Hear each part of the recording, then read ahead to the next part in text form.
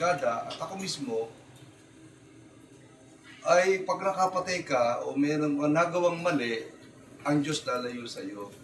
Nakita ko hindi yung ganun eh.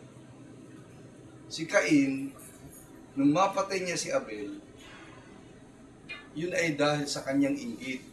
Ang tanong, yung mo mainggit, normal o hindi? Ikaw bilang tao, di ba normal yun?